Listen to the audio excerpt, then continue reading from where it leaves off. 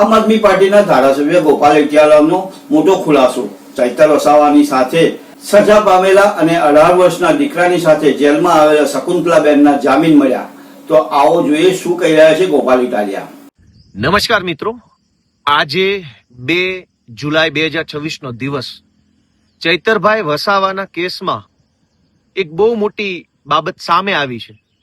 જ્યારે ચૈતરભાઈને જેલમાં પૂર્યા ત્યારના એ દિવસે જે દિવસે ચુકાદો આવ્યો એ દિવસનું જો મારું મીડિયાનું નિવેદન સાંભળ્યું હોય તો એમાં હું બોલ્યો છું કે સરકારી પોલીસ, સરકારી ફરિયાદી, સરકારી સાક્ષી, સરકારી વકીલ બધાએ ભેગા મળી અને ભાજપના ઈશારે નિર્દોષ લોકોને જેલમાં પુરાવાનું ષડયંત્ર કર્યું છે। આ નિવેદન મારું તે દિવસથી લઈ આજ દિવસ સુધીનું છે। હવે આ વિડીયો સાંભળો, બહુ એક રસપ્રદ બાબત સામે આવી છે, આ સાંભળો।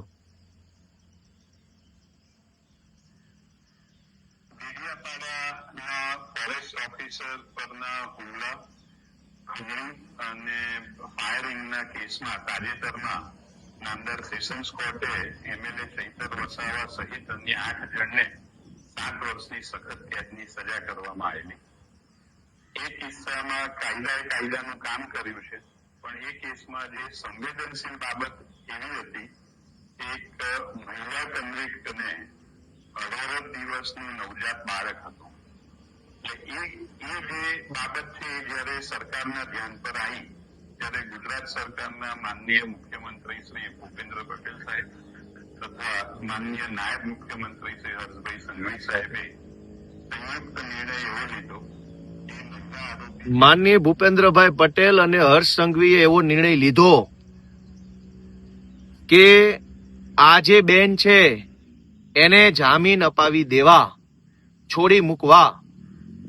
આ વિડીયોમાં આપણા ગુજરાત હાઈકોર્ટના સરકારી વકીલ શ્રી છે, તેઓ એવું જણાવે છે કે જામીન અરજી કરે ત્યારે સરકાર તરફે એટલે ગુજરાતની હાઈકોર્ટના માનનીય સરકારી વકીલ શ્રી એવું જણાવે છે કે ભૂપેન્દ્રભાઈ અને હર્ષ સંઘવીએ સીધી સૂચના હાઈકોર્ટના સરકારી વકીલ સાહેબ શ્રીને આપી અને વકીલ સાહેબ શ્રીએ હર્ષ સંઘવી અને મુખ્યમંત્રીની સૂચના પ્રમાણે કોર્ટમાં કામ કર્યું, જેના કારણે શકુંતલાબેનને જામીન મળી ગયા। હું આ જ વાત પહેલા દિવસથી કહું છું કે મુખ્યમંત્રી અને હર્ષ સંઘવી સરકારી વકીલોને પહેલા દિવસથી સૂચના જ ખાનગીમાં અને જાહેરમાં આપતા હશે, એટલે જ ડેડિયાપાડાની કોર્ટમાં નિર્દોષ માણસોને 7 વર્ષની સજા થઈ। આ સ્પષ્ટ રીતે સાંભળો, ફરીથી હું તમને સંભળાવું। જે સંવેદનશીલ બાબત એવી હતી, એક મહિલા કન્વિક્ટને 18 દિવસનું નવજાત બાળક હતું। એટલે એ જે બાબત છે જયારે સરકારના ધ્યાન પર આવી ગુજરાત સરકારના માનનીય મુખ્યમંત્રી શ્રી ભૂપેન્દ્ર પટેલ સાહેબ તથા માનનીય નાયબ મુખ્યમંત્રી શ્રી હર્ષભાઈ સંઘવી સાહેબે સંયુક્ત નિર્ણય લીધો। હર્ષ સંઘવી અને ભૂપેન્દ્ર પટેલે સંયુક્ત નિર્ણય લીધો કે ચૈતર વસાવાને ખોટા કેસમાં 7 વર્ષની સજા પાડી આદિવાસી સમાજને જાગૃત કરે છે એ કામ રોકવાનું છે।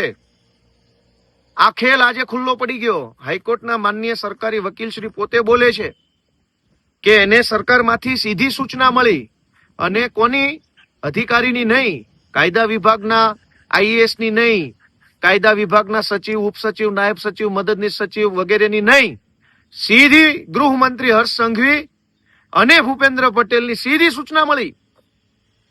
તો એનો અર્થ એમ થયો કે આ આખા કેસની અંદર સીધી સૂચના ત્યાં બેઠેલા 2 માણસોએ આપી છે, ચૈતર વસાવાને જેલમાં પૂરવાની। અને હવે એવું કહેવામાં આવે છે કે માનવતાનો સંવેદનશીલ અભિગમ રાખ્યો।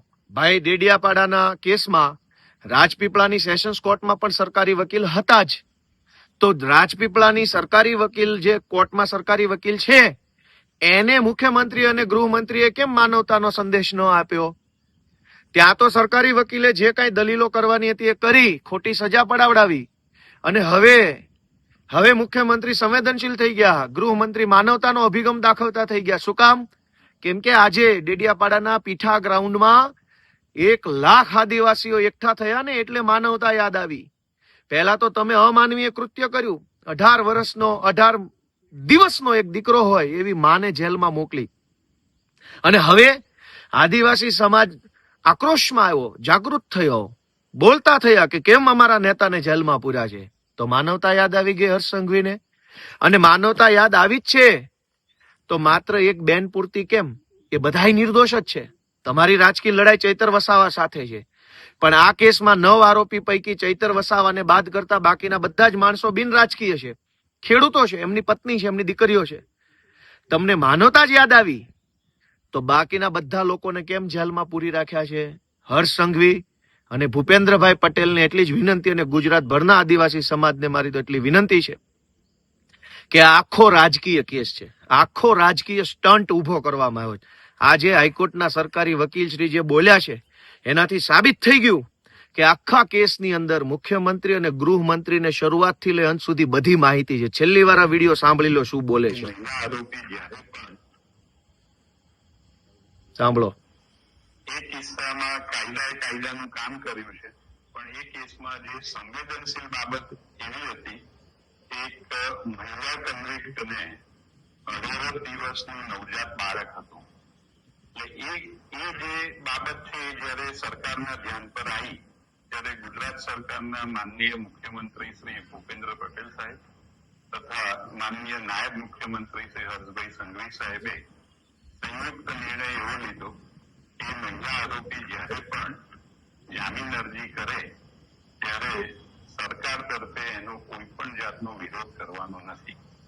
જેથી એ સૂચનાને અનુસરીને ગુજરાત સરકારના પ્રોસિક્યુટર તરીકે સૂચનાને અનુસરીને જ્યારે નાંદર એટલે કોર્ટમાં કે સરકાર સૂચનાઓ આપે છે, અને સરકાર સૂચના આપે એ તો હું સમજુ છું, પણ સરકાર સૂચના આપે તો સરકારનો કર્મચારી, અધિકારી, એનો ઓથોરાઇઝ માણસ આપે. મુખ્યમંત્રી ક્યારેય કોઈને સીધી સૂચના ન આપે. આમાં સીધી સૂચના આપી છે.